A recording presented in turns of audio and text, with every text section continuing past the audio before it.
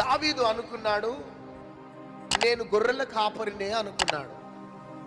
ఇక జీవిత కాలం అంతా కూడా నేను గొర్రెలను మేపటమే అనుకున్నాడు. ఆ విధంగా ఆలోచించి గొర్రెలను మేపుతూ ముందుకు సాగిపోయినాడు.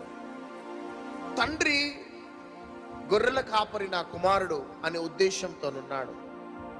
అన్నాదమ్ముళ్ళు నా తమ్ముడు గొర్రెల కాపరి అనే ఉద్దేశంతోనున్నాడు.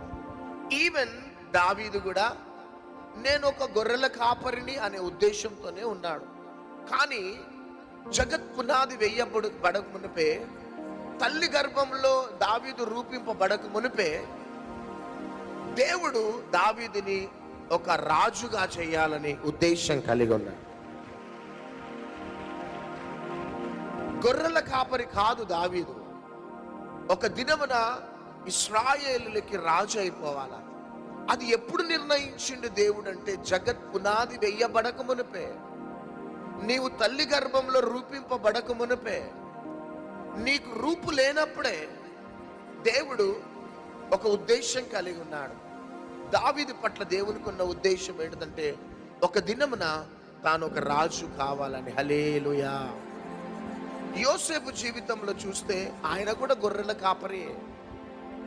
ఏ రోజు కూడా తాను ప్రైమ్ మినిస్టర్ అవుతాడు, ప్రధానమంత్రి అవుతాడని అనుకోలే. చివరికి తన తండ్రికి తెలియదు, తన సహోదరులకు కూడా తెలియదు తాను ఒక దినమున ఒక దేశానికే ప్రధానమంత్రి అవుతాడని. కానీ దేవుని యొక్క ఉద్దేశం ఏంటిదంటే, యోసేపు తల్లి గర్భంలో రూపింపబడక మునిపే దేవుడు ప్రధానమంత్రిగా ప్రతిష్ఠించినాడు.